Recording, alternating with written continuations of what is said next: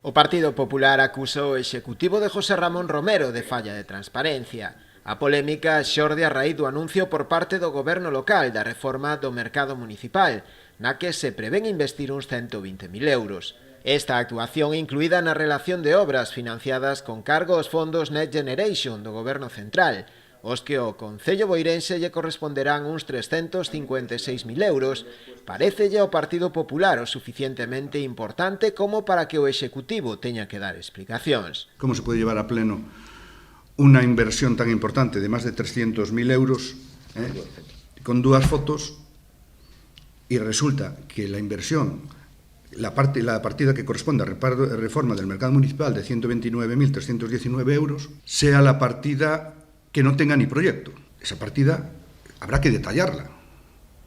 Saber lo que cuestan las luminarias, saber lo que cuesta la pintura, saber lo que cuestan esas estructuras metálicas y qué son esas estructuras metálicas que pone la comunicación que ha hecho esta semana. O PP recolle tamén o malestar de boa parte dos praceiros, os que o alcalde tampouco informou detalladamente do proxecto, teméndose a que as obras puideran levar aparelladas unha reubicación dos postos, algo que se negan. É moi sencillo. Colgar o proxecto na página web para que todos os placeros e a oposición podamos hacer o proxecto e sepamos en que se van a invertir os cartos. As partidas se detallan, como todos os proxectos, e así sabemos en que se queren invertir os cartos. E podemos hacer as alegacións correspondentes. Que é o que se queixan os placeiros. Non se queixan de que se fan unha inversión no mercado. Todo o contrario. Eles están contentos de que se faga a inversión. Pero con transparencia. E que a seguridade de que non se vai a mover a ninguén por un capricho de un político. O voceiro popular pídelle ademais ao alcalde que atenda unha por unha as demandas dos praceiros, que xa lle trasladaron en máis dunha ocasión. Trátase dunha serie de melloras que, segundo eles, si habería que acometer no mercado.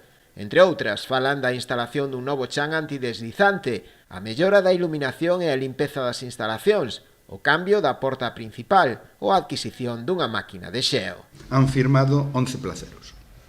Creo que é un número respetable para que súas aportaciones sean productivas.